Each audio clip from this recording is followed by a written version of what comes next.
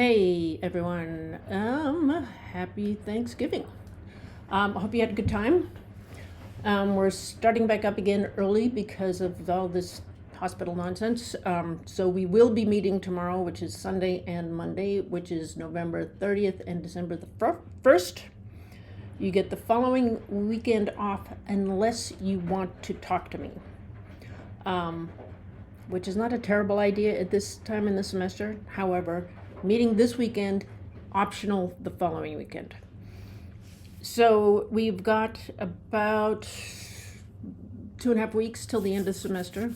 The portfolio review has not been announced where and when yet, but I'll post it as soon as I know, and then you can organize with your job or your classes to make sure you'll be able to get part of the day off in order to do that. So the final, which is due at the end of the semester, is your finished website, your finished PDF portfolio, your resume, cover letter, business card, and logo, which I think most of you are pretty good on those. So the focus now is website and PDF.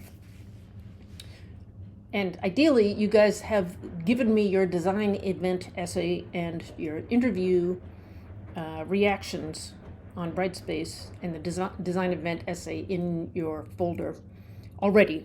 And if you haven't, please do it by tomorrow or Monday. So you're doing the website and you're doing the PDF and you have all your finished projects, hopefully. Now, sometimes you look at your project and you say, this is a really good project. This deserves a little bit more. So if you have a campaign and you got a bunch of ads and you got a billboard and you got a poster and you say, well, maybe I'll just throw in a Subway ad. And it's not just a question of taking the billboard and shrinking it down. It's a question of taking it from a horizontal and putting it into a vertical. So you're taking the elements and you're readjusting them for the size. Or like a Subway ad, up at the top near the ceiling, which is long and skinny, as opposed to one where the map goes, which is kind of square. So sometimes you have a really good project, you want to just give it a bit more oomph. Adding digital stuff is great at the last second.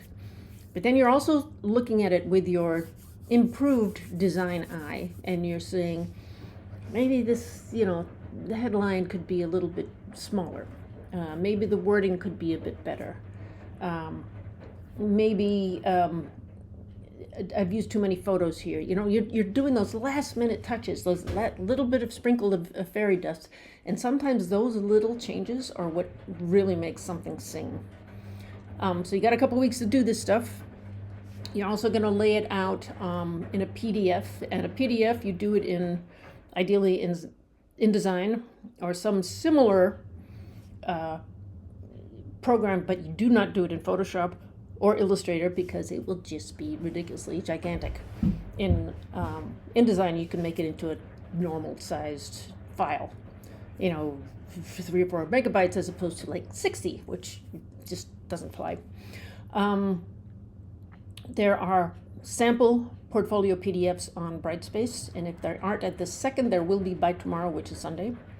The idea is you have a nice short little caption, title and caption, and the caption says, this is a campaign for XYZ, including print and digital and, Subway posters, whatever. Make it nice and short, because honestly, what people really want in a portfolio PDF is just to see what you've done. Is that work talking to me? Is that work telling the story rather than a big, long explanation?